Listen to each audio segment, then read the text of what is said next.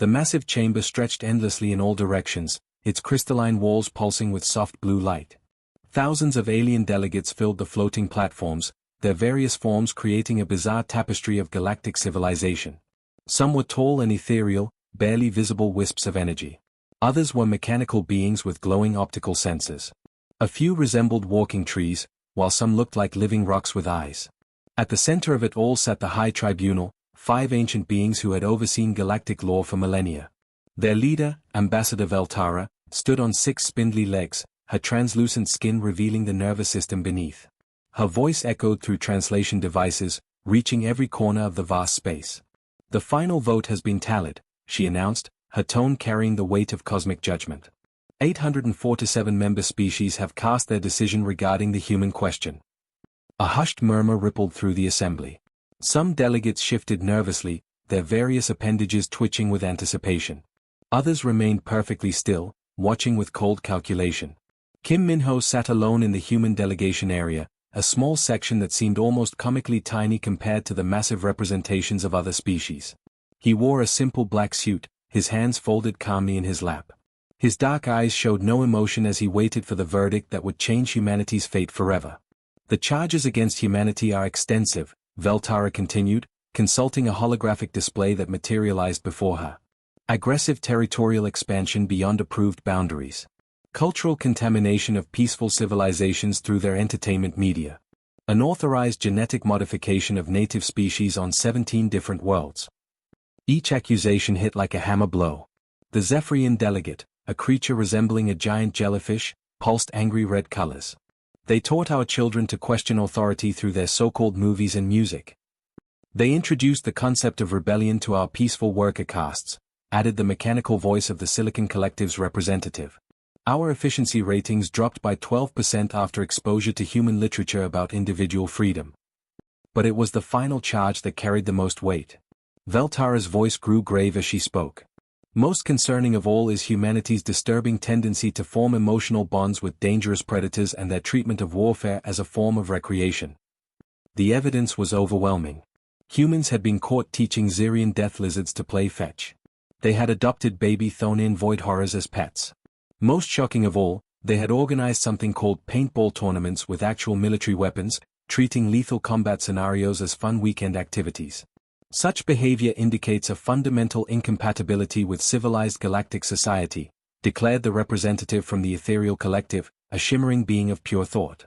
"Their chaotic emotional resonance disrupts our meditative harmonies. They laugh during diplomatic meetings. They cry at fictional stories. They become angry when witnessing injustice, even when it does not concern them directly." The Mercantile Union's delegate, a prosperous-looking creature with multiple arms for counting currency, stood to speak. "We trusted them with our trade secrets. We shared our most advanced medical technologies. And what did they do? They gave it away for free to struggling colonies. Free. They destroyed entire economic sectors with their senseless generosity." More voices joined the chorus of complaints. The Pacifist Federation accused humans of teaching their youth martial arts for fun. The academic consortium was outraged that humans had bypassed their careful peer review process by posting research discoveries on something called social media for anyone to read. Through it all, Minho sat in silence. He did not object or defend. He did not present counterarguments or beg for mercy. He simply listened, his expression as calm as a still pond. Finally, Veltara raised her many-jointed arm for silence. "The Galactic Council has reached its decision. By a vote of 847 to 0, with 33 abstentions, humanity is hereby exiled from galactic civilization. All human settlements, trade agreements, and diplomatic relations are terminated immediately. Humanity has one standard galactic cycle to remove all presence from Council space." The chamber erupted in satisfied murmurs and clicking sounds that passed for applause among various species. Justice had been served. The troublesome humans would finally be dealt with. But then something unexpected happened. Ambassador Minho stood slowly, his movement deliberate and calm. He straightened his jacket and looked directly at the High Tribunal. When he spoke, his voice carried clearly across the enormous chamber without the need for amplification. "Very well," he said simply. "Humanity accepts your decision." The chamber fell silent again, but this time the silence was different. Confused. Uncertain. We will be gone within one standard cycle, as requested, Minho continued. We thank the Council for their clarity in this matter. He bowed slightly, a gesture of respect that somehow felt more like a polite dismissal. Then he turned and walked toward the exit, his footsteps echoing in the stunned silence. The delegates looked at each other in bewilderment. Where was the begging? The desperate bargaining? The threats of retaliation? Every other species facing exile had fought the decision with everything they had. Some had offered tribute. Others had threatened war. A few had simply collapsed in despair. But humans? They just accepted it. As Minho reached the chamber's exit, he paused and looked back one final time. For just a moment, something flickered in his dark eyes. Not anger or sadness, but something else entirely. Something that made several delegates shift uncomfortably in their seats. Then he was gone, leaving behind a council that had gotten exactly what they wanted, but somehow felt like they had just made a terrible mistake. The first sign that something unusual was happening came from the orbital monitoring station above Kepler 442b. The night shift operator, a nervous Zephyrian named Glux, watched his screens in growing confusion as massive human cargo ships appeared seemingly from nowhere. This is impossible, Glux whispered to himself, his translucent body flickering with anxiety colors. The humans only received their exile notice 3 weeks ago. But there they were, dozens of enormous vessels, each one the size of a small moon. They moved with purpose toward the human research colony on the planet's surface. Glux had expected to see panicked evacuations, desperate families cramming belongings into whatever ships they could find. Instead, he watched the most organized operation he had ever witnessed. On the planet below, Captain Park Tai stood on the observation deck of the main colony hub, watching his people work. He was a tall man with kind eyes and steady hands, the kind of person others naturally followed. His communication device buzzed constantly with status reports from across the galaxy. Sector 7 reporting complete dismantlement of orbital platform, came a crisp voice. Moving to secondary objectives. Mining Station Delta is fully packed and ready for transport, reported another. Embassy world evacuation at 90%. The Redwood Forest is successfully loaded and en route. Tai smiled at that last report. Trust humans to spend precious cargo space on trees. But that was exactly who they were, a species that valued beauty and life above efficiency. Below him, the scene looked like controlled chaos. Massive construction mechs carefully disassembled buildings piece by piece. Each component was catalogued, packed, and loaded onto transport ships with mechanical precision. But it was the people that caught his attention. A group of human engineers worked together to remove a fusion reactor core, one of the most dangerous operations possible. They should have been tense, focused, afraid of making a mistake. Instead, they were singing an old Earth song about taking things easy, harmonizing their voices as they worked with equipment that could vaporize half the colony if mishandled. Contact welding complete on Section 4, called out Jin Seminit, the team leader. She was a small woman with bright eyes and grease-stained coveralls. Anyone got requests for the next song? How about that one about the road, suggested her colleague, a young man named Lee Ho-jun. You know, the one about going places. They launched into another melody as they moved to the next section. Other work teams heard them and began singing along. Soon, the entire industrial complex echoed with human voices raised in harmony. The alien observers monitoring the evacuation found this behavior deeply disturbing. Intelligence reports flooded into the Galactic Council's Central Command. The humans are exhibiting signs of mass psychological break, reported one analyst, a mechanical being whose logic circuits struggled to process what they were seeing. They appear to be enjoying their exile. This was nowhere more evident than in the residential sectors. Human families packed their belongings with the excitement of people going on vacation rather than being forced from their homes. Children ran between the adults, playing games and asking endless questions about their destination. Where are we going, Mom? Asked little Park Soo-jin, tugging on her mother's sleeve. Somewhere new, sweetheart, her mother replied, carefully wrapping a family photo. Somewhere we can build whatever we want. Can we have a bigger playground? We can have the biggest playground you can imagine. The child's eyes lit up with excitement, and she ran off to tell her friends about the amazing adventure they were all going on. Dr. Lee Yuna worked frantically in her laboratory, but not with the desperation of someone running out of time. Instead, she moved with the focused energy of someone who had just been given the opportunity of a lifetime. She was a brilliant scientist who had always felt constrained by the Galactic Council's endless safety regulations and ethical committees. Finally, she muttered to herself as she packed her research equipment. No more forms to fill out in triplicate. No more waiting 6 months for approval to test a simple hypothesis. Her assistant, a young researcher named Kim Dong-ho, looked up from his own packing. "Dr. Yuna, are you actually excited about being exiled?" She paused in her work and grinned at him. "Dong-ho, do you know how many breakthrough discoveries have been delayed or cancelled because some bureaucrat decided they were too risky? Out there, beyond council space, we can push the boundaries of knowledge without anyone telling us to slow down. But what if we make mistakes? Then we learn from them and try again. That's how science works. That's how humans work." The efficiency of the human evacuation was unlike anything the galaxy had ever seen. Other species typically took decades to relocate even small colonies, carefully negotiating where each family would go, arguing over resource allocation, and generally creating massive bureaucratic tangles. Humans simply divided into work teams and got the job done. Every person knew their role. Every family had a destination. Every piece of equipment had a purpose and a place. The cargo ships themselves were marvels of improvised engineering. Humans had modified civilian vessels, luxury cruisers, and even old warships to carry everything from industrial equipment to entire ecosystems. One ship carried nothing but art, paintings, sculptures, musical instruments, and libraries full of stories. Another had been converted into a mobile garden, preserving plant species from a dozen different worlds. "They are taking everything," reported Commander Vexhal of the Galactic Intelligence Service to his superiors. "Not just essential supplies or valuable equipment.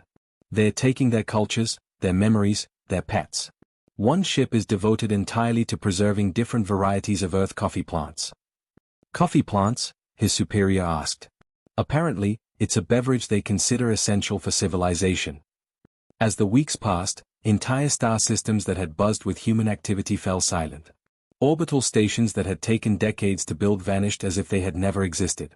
Mining operations that had fed resources to half the galaxy simply disappeared overnight. But the most unsettling reports came from the communication intercepts. Human channels, which intelligence services had expected to fill with complaints, anger, or desperation, instead buzzed with excitement and optimism. "Finally, some elbow room. Can't wait to see what's out there beyond the edge. Think we'll find anyone interesting to make friends with. Time to show the universe what humans can really do when nobody's watching." The Galactic Council had expected to solve a problem by exiling humanity. Instead, they began to wonder if they had just created a much bigger one. The Galactic Trade Center on Nexus Prime had never been quieter. Ambassador Krelthin of the Mercantile Union walked through the vast marketplace, his 4 arms hanging limply at his sides. Where once thousands of species had gathered to buy, sell, and trade, now only a few hundred wandered the empty stalls. "It's peaceful," he told himself, but the words felt hollow. The marketplace had lost something essential, though he couldn't quite name what it was. At the far end of the center, a small cafe sat empty. The sign above it read Murphy's Coffee and Stories in 12 different languages. The owner, a friendly Centaurian named Vex, had closed it 6 months ago. Without human coffee beans and the steady stream of human customers who came for the stories as much as the drinks, the business had simply died. Krelthin remembered how humans would sit for hours in that cafe, telling tales of their adventures, sharing jokes that made other species laugh despite not fully understanding them. They had a way of making everyone feel included, even the most antisocial races. "Good riddance," he muttered, but his voice lacked conviction. Meanwhile, in the sterile halls of the Galactic Council building, the bureaucrats celebrated their success. Crime rates had dropped across most sectors. Diplomatic incidents had decreased by 70%. The constant headache of managing human unpredictability was finally over. Council Secretary ZYL Neth, a tall, elegant being with silver skin, prepared the monthly report. "Galactic stability has reached an all-time high," she dictated to her recording device. "Trade disputes are down 40%. Military conflicts have decreased by 60%. The exile of humanity has achieved the desired result of cosmic order." But even as she spoke the words, something nagged at her. The galaxy felt different now. Safer, yes, but also, smaller somehow. Less colorful. The spontaneous festivals that humans organized had brought joy to countless worlds. Their tendency to help struggling colonies without asking for payment had lifted entire civilizations out of poverty. "It's for the best," she reminded herself, filing the report away. The first strange readings appeared on a routine deep space scan 3 months into the second year of human exile. Technician Glaxmore, an insectoid being with compound eyes, stared at his screens in confusion. That can't be right, he clicked to himself in his native language. The energy readings from the galactic rim were enormous, bigger than anything his equipment should be able to detect at such vast distances. He ran the scans again. The results were the same. Something out there, far beyond the edge of charted space, was generating power signatures that defied explanation. The energy output was greater than entire star systems, pulsing in regular patterns that suggested artificial origin. Glaxmore reported his findings to his superior, Commander Sujin of the Galactic Survey Corps. She was a professional being from the Crystalline Collective, her translucent body housing a brilliant analytical mind. She had built her career on careful observation and logical conclusions. Sensor malfunction, she declared after reviewing the data. Recalibrate your equipment and run the scan again. But the readings persisted. And they weren't alone. Deep space monitoring stations across the outer rim began reporting similar anomalies. Massive energy bursts. Strange gravitational distortions. Most disturbing of all, electromagnetic patterns that resembled communication signals, but unlike anything in the galactic databases. It's probably natural phenomena, Sujin told her staff during their weekly briefing. Pulsars, quasars, maybe a previously unknown type of stellar formation. The universe is vast and full of things we don't understand yet. Her team nodded in agreement, but she noticed the uncertainty in their expressions. They had all seen the reports. They all knew something unprecedented was happening out there. The automated probe sent to investigate never returned.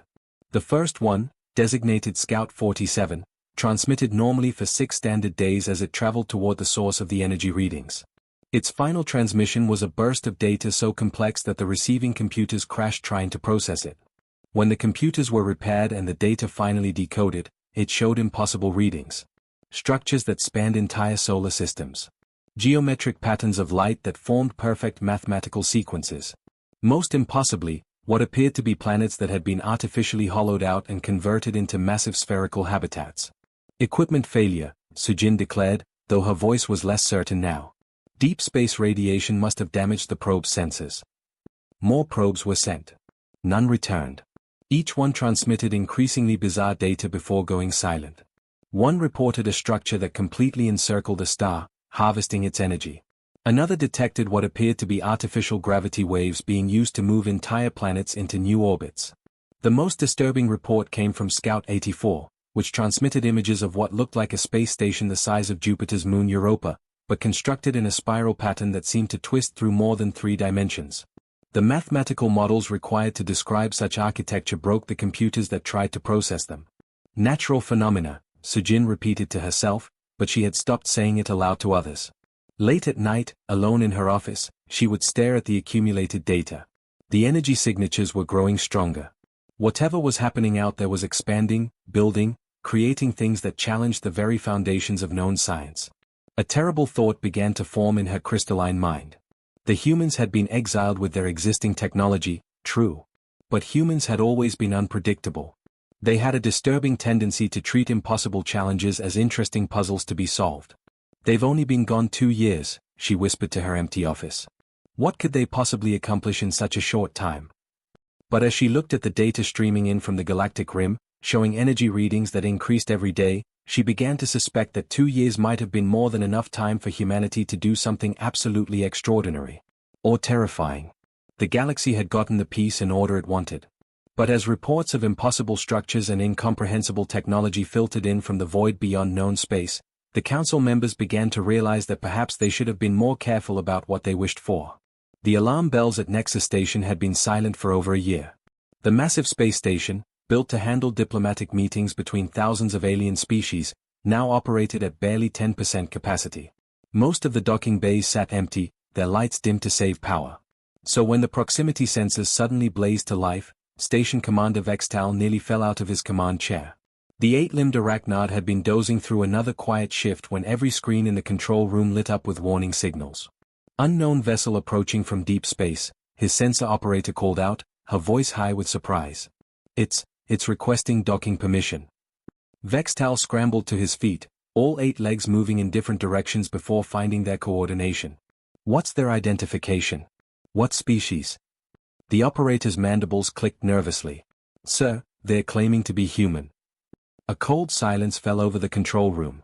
Every being present remembered the Exile decree. Humanity had been banished from Council space exactly 3 years ago. Their return was forbidden by galactic law. Are you certain? Vextal asked, though he already knew the answer. His senses were the most advanced in the galaxy. Yes, sir. The ship is transmitting human language and using human diplomatic codes.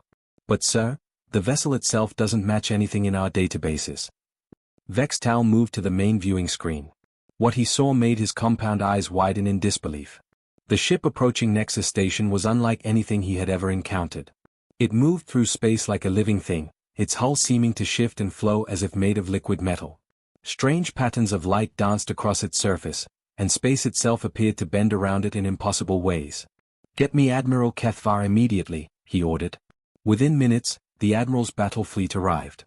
12 massive warships surrounded the small human vessel, their weapons powered and ready. Admiral Kethvar himself appeared on the communication screen, his reptilian features twisted with authority and suspicion. Unknown vessel, you are in violation of Galactic Council Decree 4471, the Admiral announced, his voice echoing across all communication channels. Human vessels are banned from Council space. State your business immediately or be destroyed.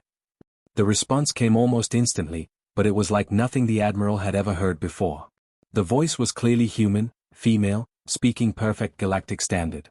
But underneath the words was something else, a harmonic quality that seemed to resonate not just in their ears, but in their minds. Good day, Admiral Kethvar. This is Captain Cho Haikyo of the vessel Harmony's Edge. We're here for the Galactic Trade Fair, as is our legal right under Commerce Code 7 Alpha. Unless, of course, the Council has decided to break its own laws regarding free trade.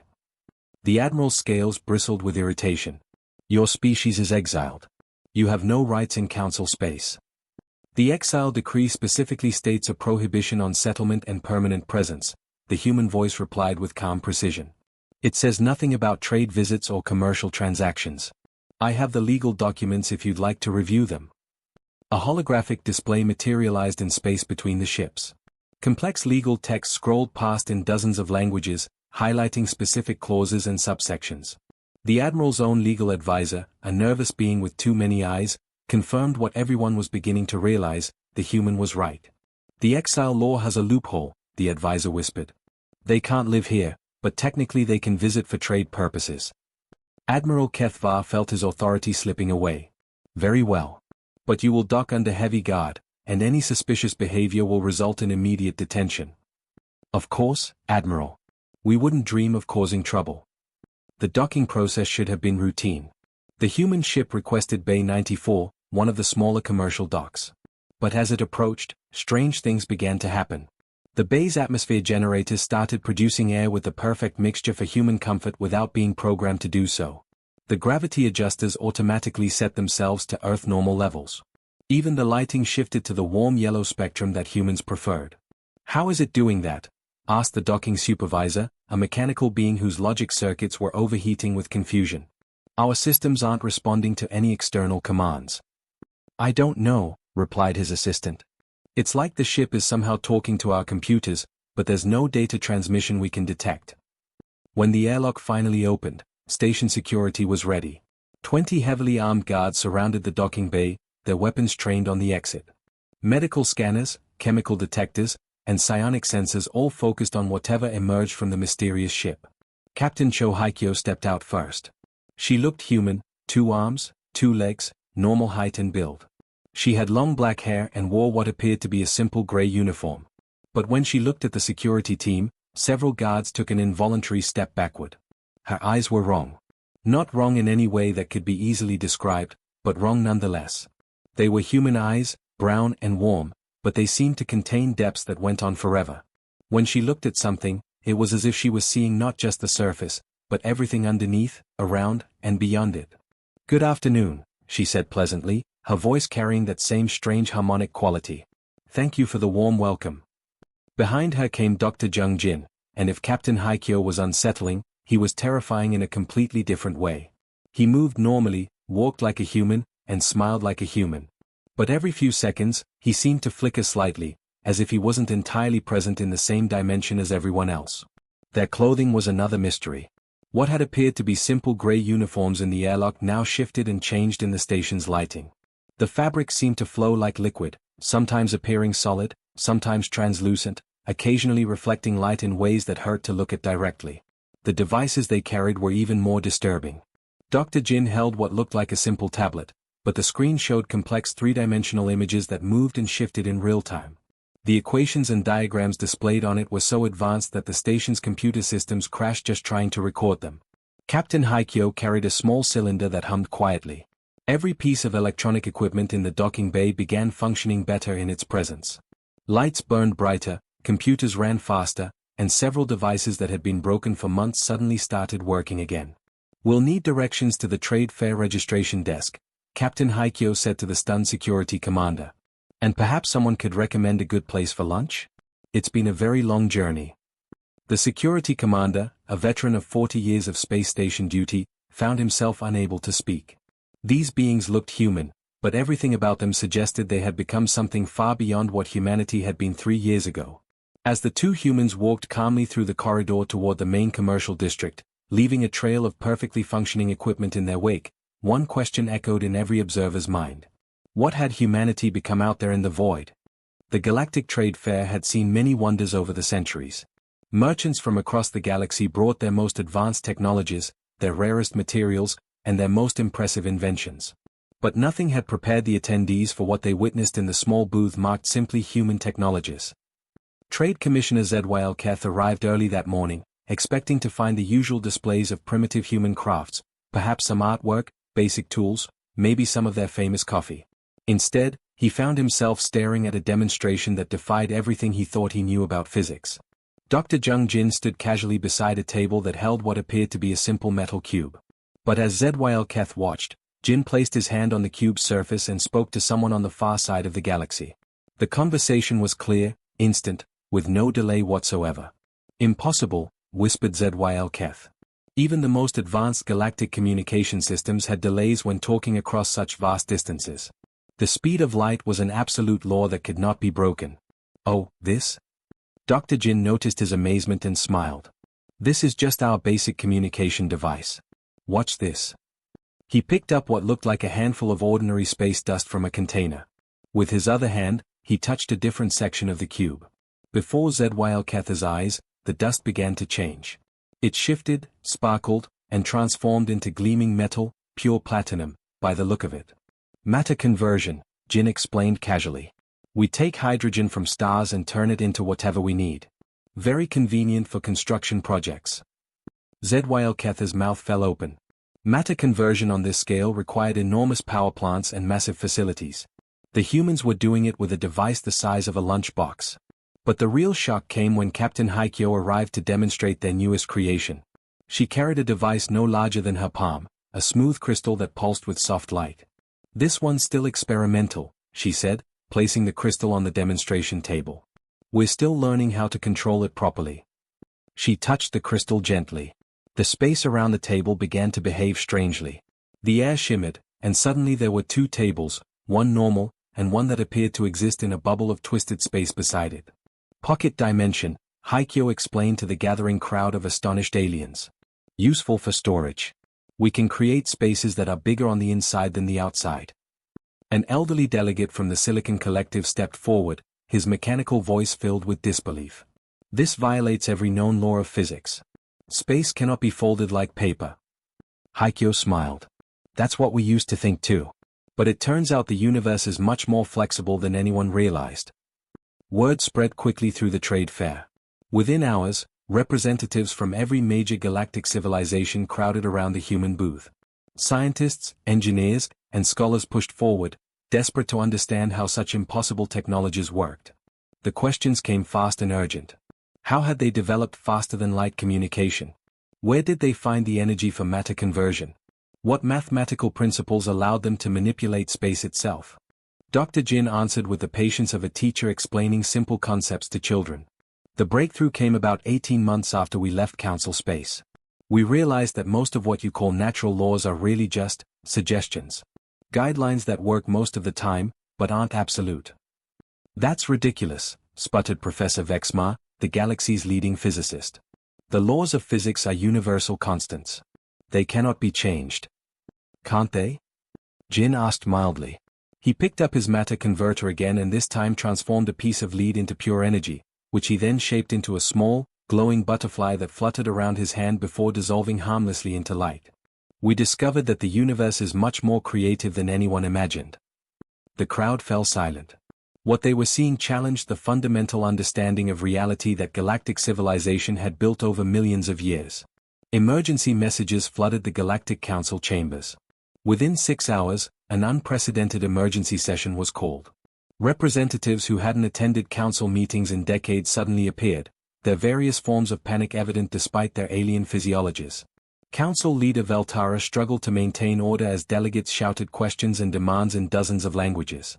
Finally, she managed to restore silence long enough to establish a communication link with Nexus Station. "Captain Haikyo," she said, her voice tight with controlled tension. "The Council demands to know how humanity achieved such rapid technological advancement. 3 years ago, you were barely capable of faster-than-light travel. Now you demonstrate technologies that surpass our most advanced civilizations by centuries." The human captain appeared on the main screen, looking perfectly comfortable despite the hundreds of alien eyes focused on her. "The answer is simple," she said. "We made friends." The council chamber erupted in confused murmurs. Friends? What did friendship have to do with revolutionary technology?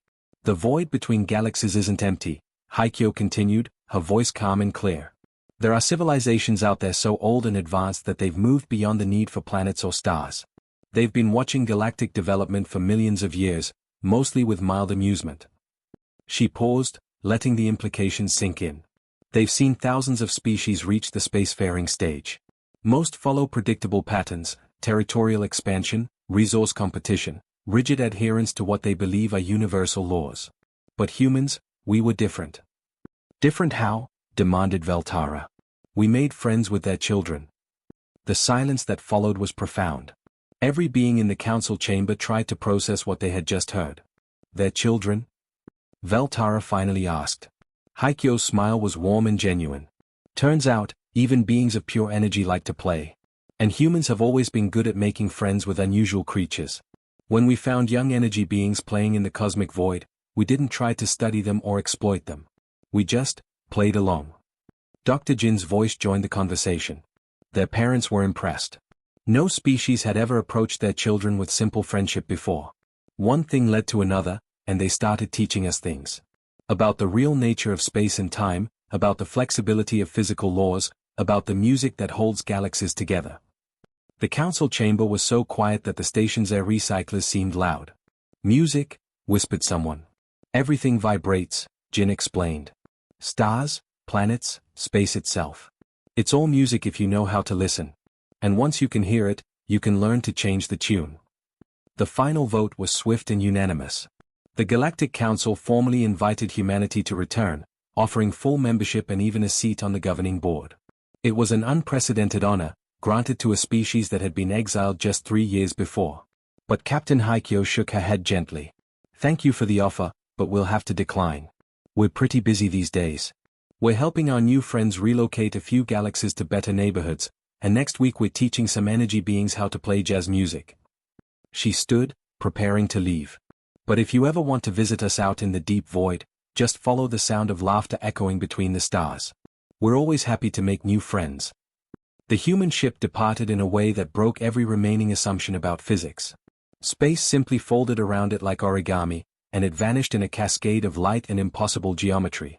The Galactic Council sat in stunned silence, contemplating a universe that had suddenly become far larger, stranger, and more wonderful than they had ever imagined. Outside their windows, the stars themselves seemed to twinkle with what might have been amusement.